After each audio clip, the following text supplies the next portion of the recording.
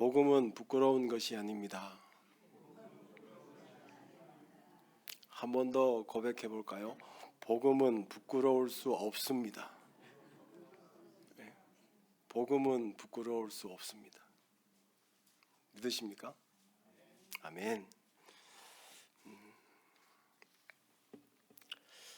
오늘은 말씀을 중심으로 해서 우리가 복음에 대해서 한번 생각해 보고, 그리고 우리가 왜 복음을 부끄러워하지 말아야 하는지, 그럼에도 불구하고 우리가 살아가는 삶 속에 이 예수 믿는 것이 얼마나 또 때로는 수치스럽고 부끄러울 때가 있는가, 그것도 한번 점검해 보고, 우리가 살아가면서 예수를 믿으면서 어떠한 모습으로 우리가 살아가야만 하겠는가, 그 부분에 대해서 한번 생각해 보려고 합니다. 또한 복음에 대해서 살펴보면서 왜 우리는 이 위대한 복음을 믿고 그 위대하신 예수 그리스도를 믿으면서도 우리는 이렇게 무기력하여져만 가는가, 이런 부분들을 우리가 한번 고민해 봤으면 좋겠습니다. 16절 말씀에 우리가 읽었던 것처럼 보니까 복음은 구원을 주시는 하나님의 능력이 된다라고 이야기하고 있습니다. 그래서 복음이 부끄럽지 않다라고 바울은 이야기하고 있습니다. 복음이 무엇입니까? 요한복음 3장 16절을 통해서 우리가 보는 복음은 하나님께서 세상을 사랑하셨고, 그리고 그 사랑으로 인하여서 독생자를 이 땅에 보내셨습니다. 그리고 그 독생자 그리스도를 믿는 모든 자들에게 멸망하지 않고 영생을 얻을 수 있는 그러한 길을 열어주신 것, 이것이 바로 복음이다라고 소개하고 있습니다. 또 로마서에서 바울은 예수 그리스도를 묘사하면서 이렇게 묘사합니다. 우리가 죄인 되었을 때에, 다시 말하면 우리가 죄인일 때에 그리스도께서 죄인들을 위하여 죽으셨다라고 이야기합니다. 이것이 복음이라는 것이죠. 복음은 하나님께서 세상을 사랑하셔서 독생자를 이 땅에 보내셨고, 이 땅에 하나님의 보내심을 받아 이 땅에 오신 예수 그리스도께서 죄인들을 위하여서 십자가에서 죽으신 것, 이것이 바로 복음입니다. 성경이 말하는 복음입니다.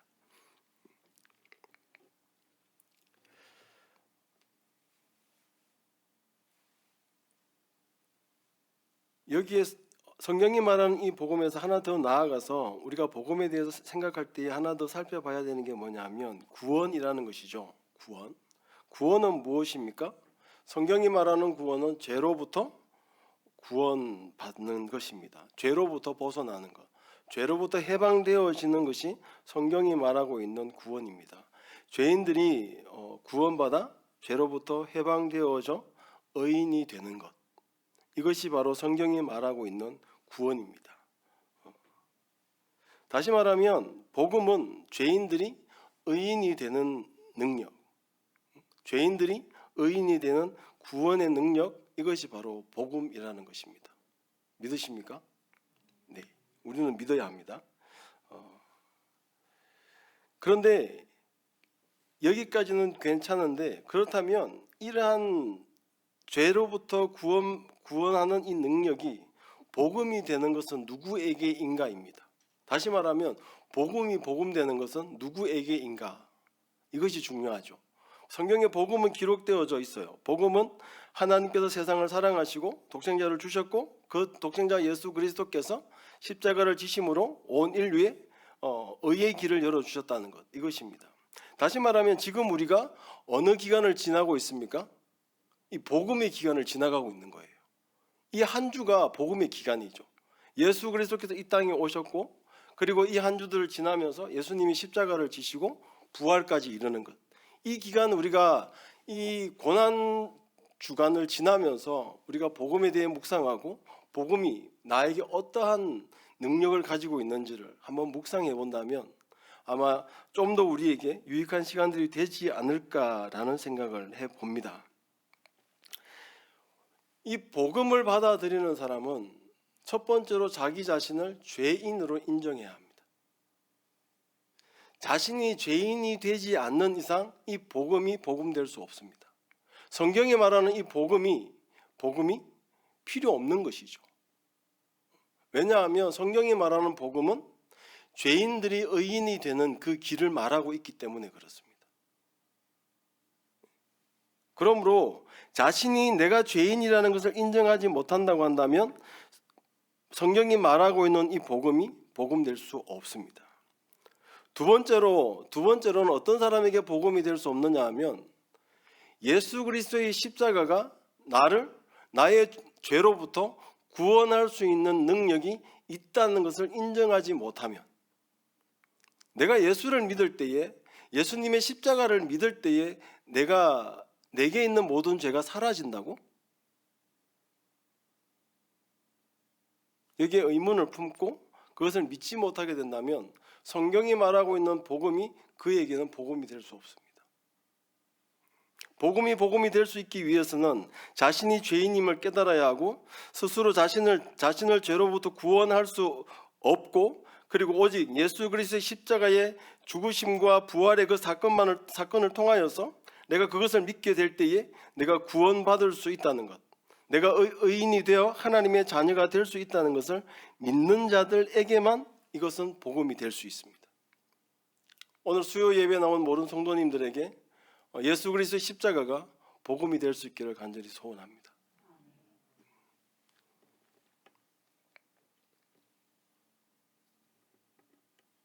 복음은 부끄러운 것이 아닙니다. 부끄러운 것이 있다면 복음을 믿고 살아가는 우리의 모습이겠죠. 지금 우리가 살펴보았던 것처럼 이 복음 내용 안에 우리가 부끄러워해야 할 이유가 아무것도 없습니다. 하나님이 세상을 사랑하신 것이 부끄러운 것입니까?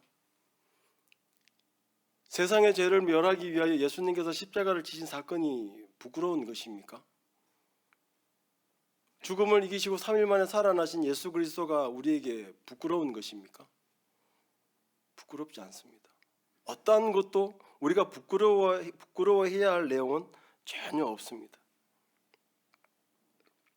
그러므로 복음은 부끄러운 것이 아닙니다. 아니, 복음은 부끄러울 수 없는 것입니다. 그럼에도 불구하고 우리가 이 복음을 믿으며 살아가는데 왜 우리 속에 자꾸 부끄러움이 찾아오는 것일까요? 분명 복음은 능력이라고 말하고 복음은 힘이라고 말하는데 그 복음을 믿는 내게는 그 능력이 없는 것 같고, 믿으면 믿을수록 우리의 믿음이 더욱더 약해져만 가는 그러한 우리의 모습들을 왜 우리는 경험해야 합니까? 다시 한번 묻고 싶습니다. 예수 믿는 것이 행복하십니까? 예수 믿고 살아가는 삶이 즐거우십니까? 감사합니다. 많은 사람들이 복음을 부끄러워하며 살아갑니다. 예수 그리스도를 믿는 믿음 앞에 견고히 서지 못하고 무너질 때가 너무나 많습니다. 어떨 때 그렇게 되어집니까? 복음에 합당한 삶을 살지 못하는 자신의 모습을 볼 때에 그 복음이 부끄러워지기 시작합니다. 우리는 어떨 때 예수를 따르는 삶이 부끄럽게 여겨집니까? 예수를 따르는 내 삶이 화려하지 못하고 예수를 따른다는 그 말 자체를 입에 담기조차 초라하게 여겨질 때에 아무것도 되는 일이 없는 거예요. 예수 잘 믿고 잘 따라가서 내 인생이 좀 잘 되면 좋잖아요. 안 되는 거죠. 더 가난하여지만 져가는 것 같고 많은 삶의 문제들이 있는데 안 풀리는 거예요. 해결되지 않는 거예요. 너무 무겁습니다. 성경에 많은 인물들이 예수께 나아가 병고침을 받고 자신들의 문제를 해결받고 주님께 나아오는 자들마다 주님께서는 거저 보내지 아니하시고 그들을 위로하시고 치유하시면서 주님께서 주님 되심과 하나님의 되심들을 그렇게 보여주셨건만 나도 분명 그러한 예수 그리스도를 믿고 그 복음을 따르며 살아가는데 성경에 기록되어져 있는 하나님을 만나고 예수를 만난 그런 사람들처럼 내 삶에는 그러한 힘과 능력이 찾아오지 않는 것 같고 그저 주님과 더불어 살아가는 것이 아니라 믿는다고 말하지만 나 혼자 살아가는 것 같고 이러한 우리가 경험들을 하게 되면 우리의 믿음이 부끄러워지고 주님을 따르는 것이 부끄러워지게 됩니다. 제가 오늘 본문이랑 살짝 다를 수 있는데 요즘 제가 좀 묵상하고 생각하는 것들이 있습니다. 좀 연결해서 나누려고 합니다. 어떻게 보면 저의 약한 부분이 될 수도 있는데요. 제가 사역을 한 지가 좀 오래됐잖아요. 아직 전도사지만 사역은 좀 길게 했습니다. 초창기에 제가 사역을 시작할 때는 겁이 없었어요. 정말 어땠냐 하면 기도하면 다 되는 줄 알았어요. 정말 기도하면 다 되는 줄 알았어요. 그렇게 믿고 시작했습니다. 기도하지 않는 아이들을 이해할 수 없었어요. 말썽을 일으키는 자녀들을 위해 기도하지 않는 부모들을 용납할 수가 없었어요. 그때는 또 혈기도 있었기 때문에 왜 기도하지 않느냐? 왜 기도하시지 않느냐? 왜 이대로 망칠 거냐? 저대로 주님 떠나고 세상 사람으로 살아가도 괜찮냐? 기도하시지. 좀 이런 식으로도 말 많이 했어요. 아주 어린 녀석이. 왜냐하면 안타까웠어요. 그냥 그렇게 방치하여 두는 것이 너무 속상하고 안타까웠어요.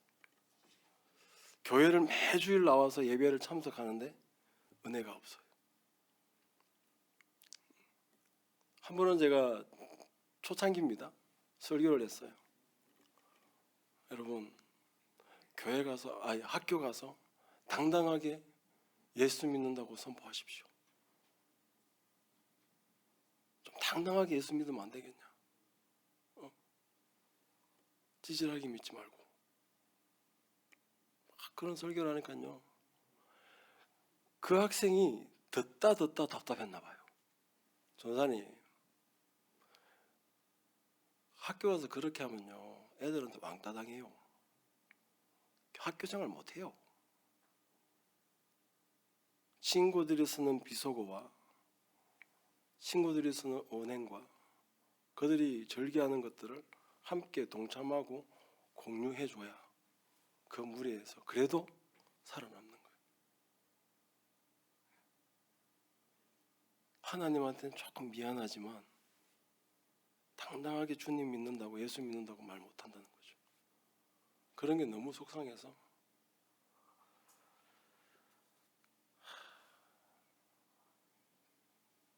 불러놓고 기도하고 기도할 수밖에 없었어요. 말씀을 전하고 기도하는 것 외에는 대안이 없어요.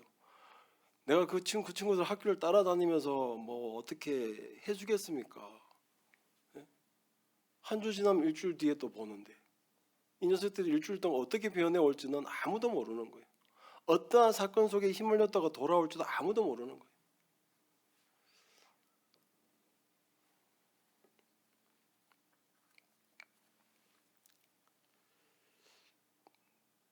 그렇게 사역할 때가 있었는데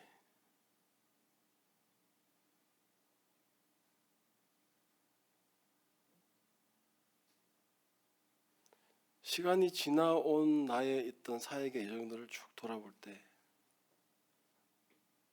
이젠 그런 소리 안 하는 거죠. 너 왜 기도 안 하냐? 왜 자녀들 왜 기도 안 합니까?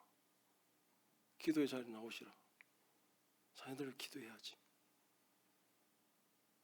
나는 말을 못 하겠어요.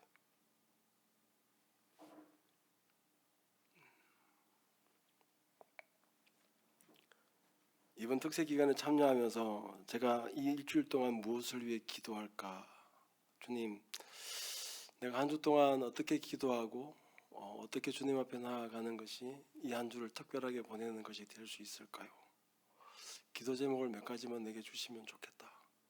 그러면서 이제 특세를 준비해 왔습니다. 이 말씀을 주셨어요.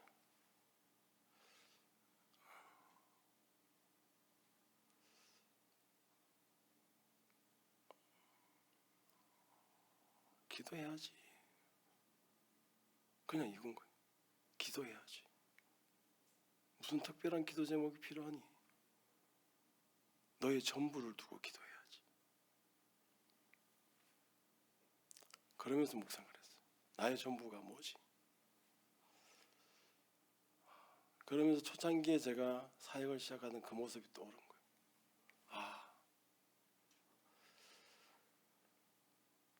혹 내 안에 내가 사역자로 서 있는데 말씀을 선포하는데 말씀의 능력에 대한 자신이 없는 게 아닐까?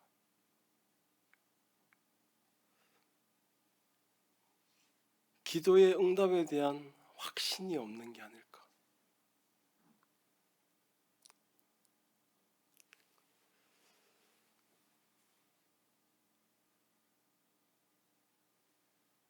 왜 이렇게 되어져 갔냐 하면 저는 모태신앙이 아닙니다.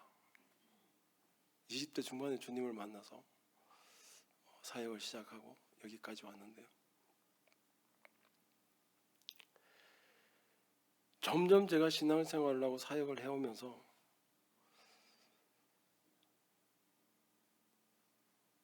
기도하면 되는 놈이 있고 안 되는 놈이 있어요.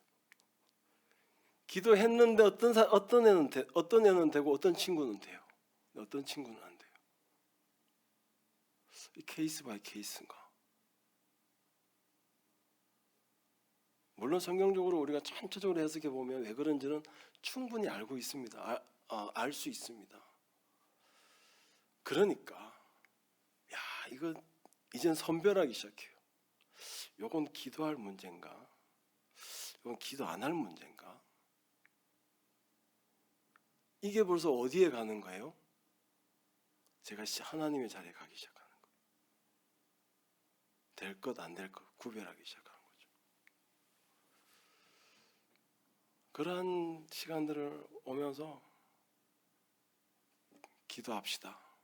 기도해야 합니다. 보다는 내 입에 어떤 말이 많냐 하면 기도할게요. 위해서 기도하겠습니다. 틀리면 아니잖아요. 그리고 저는 기도할게요, 기도하겠습니다 하고 나면 그 자리에서 바로 기도해요. 지나고 나니까 까먹더라고요. 기도하긴 해야 되니까 바로 기도합니다.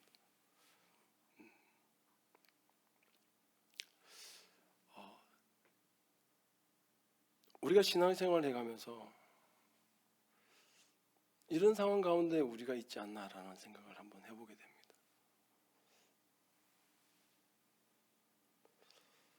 사랑하는 성도 여러분, 혹시 지금 성도님들의 가정 가운데, 개인의 삶 가운데, 어떤 상황 가운데 문제들이 있는데 그것들 가지고 기도하고 계십니까? 하나님 앞에 몸부림치며 하나님 해결하여 주십시오. 내 가정을 살려주십시오.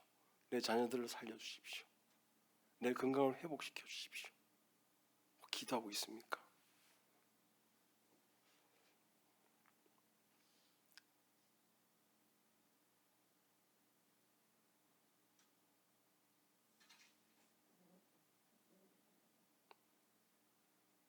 안 나오면 어떻습니까? 제가 다다른 결론이 거기였어요. 내가 하나님 앞에 자녀들과 문제들과 세상이 고칠 수 없는 질병들을 놓고 기도하는 것 잘못된 것 아니잖아요. 해야 하는 게 맞는 거잖아요. 세상이 못 고치면 하나님도 못 고쳐.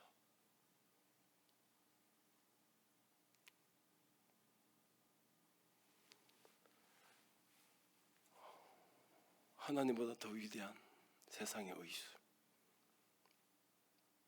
병원 가지 말라는 이야기 아닙니다. 저는요, 저희 장인어른이 암으로 돌아가셨잖아요. 어떻게 기도했냐면, 하나님, 치료해가는 과정 가운데 저 질병을 치료할 수 있는 의술과 의학이 개발되면 좋겠다고 기도했어요. 맞잖아요. 약만 나온다면, 의술만 발전한다면, 지금은 병인 것이 병이 안 되는 거죠.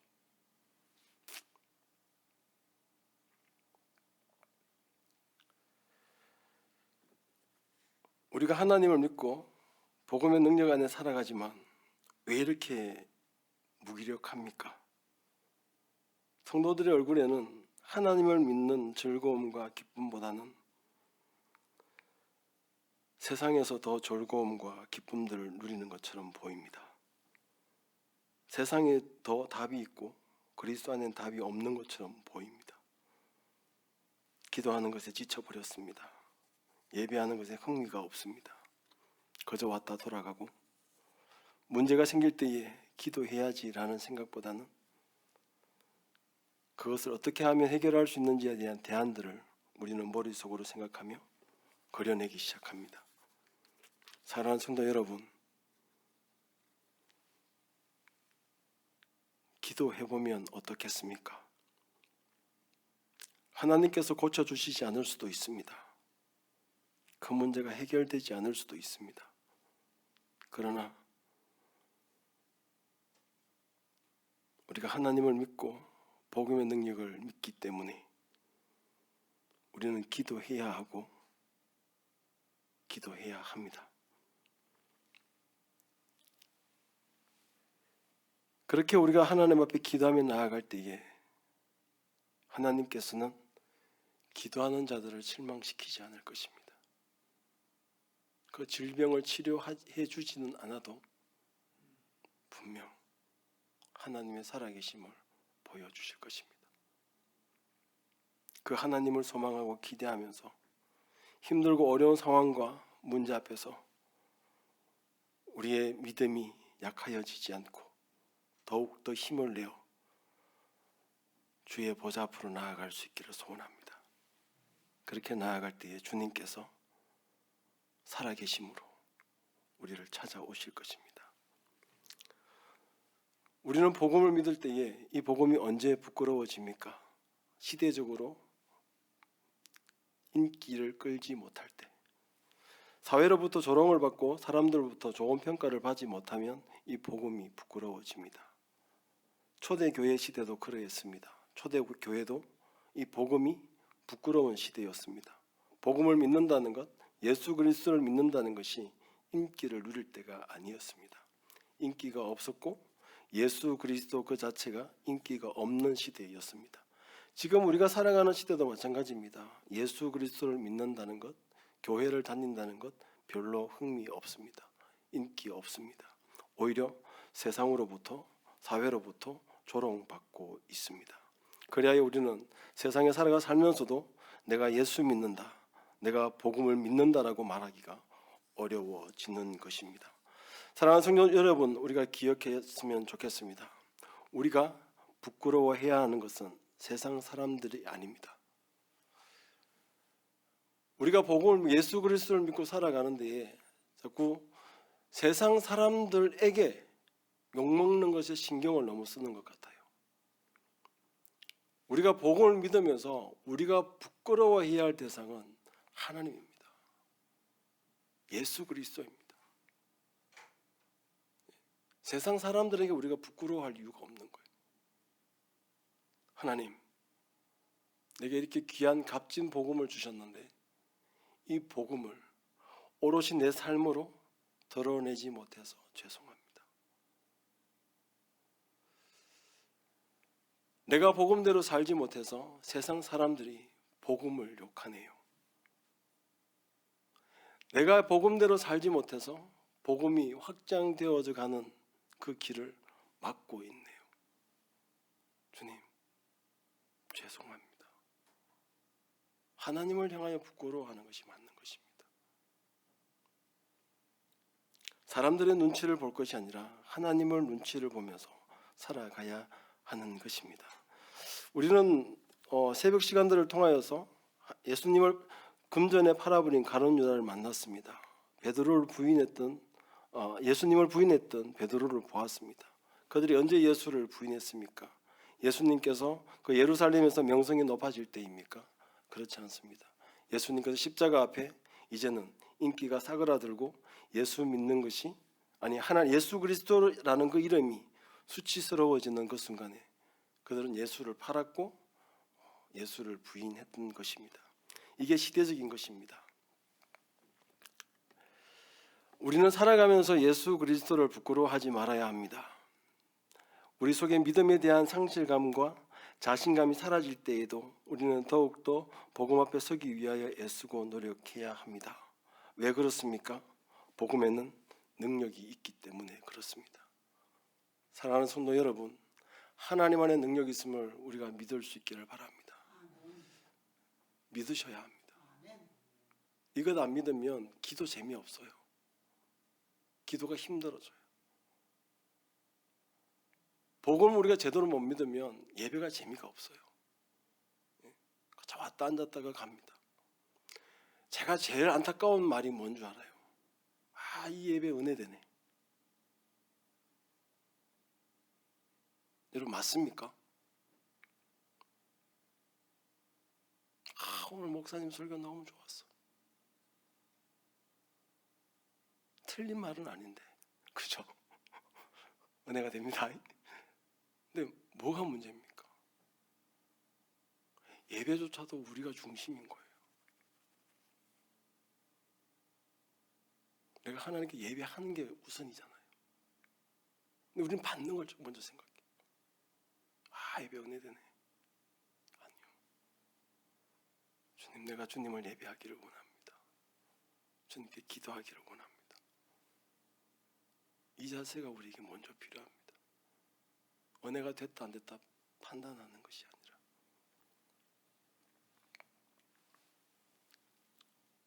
예수님은 십자가를 지고 가시면서 온갖 조롱과 모욕이 그 앞에 있었습니다. 사람들이 침이 예수님을 향하여 날아옵니다. 발길질이 날아옵니다. 채찍이 자신을 때립니다. 그럼에도 불구하고 예수님은 십자가 지시는 것을 멈추지 않았습니다. 그리고 그 십자가를 부끄러워하지 않았습니다.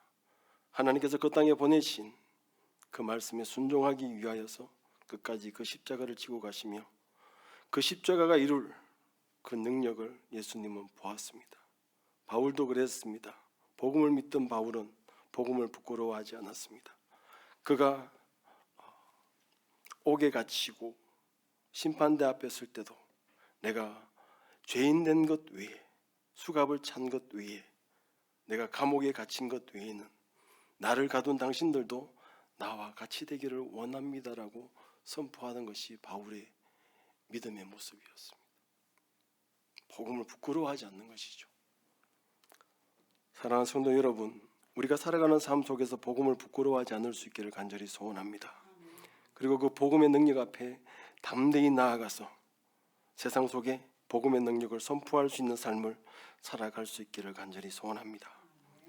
결국에는요, 그렇게 부끄러워하지 않고 그 복음을 가지고 살아가니까 그 삶 속에서 복음의 역사가 나타났잖아요. 예수님께서 십자가를 참으시면서 결국에는 십자가를 지셨습니다. 그랬더니 구원의 능력이 십자가에서 나타났습니다. 바울이 복음을 부끄러워하지 아니하고 정말 인기 없는 그 복음을 전했더니 결국에는 인기 없는 그 세대 안에도 복음이 확장되더라고요. 우리가 이 믿음 가지고 복음 전하는 것을 포기하지 아니하고 예수 그리스도를 믿는 것을 포기하지 않고 살았으면 좋겠습니다. 이 복음을 믿는 우리 모든 성도들의 삶 가운데 복음이 능력에 나타나기를 원하고 여러분들 삶 속에 하나님의 살아계심이 나타나서 모든 세대가, 모든 사람들이 복음을 가지고 살아가는 우리를 통하여서 하나님의 살아계심을 볼 수 있었으면 좋겠습니다.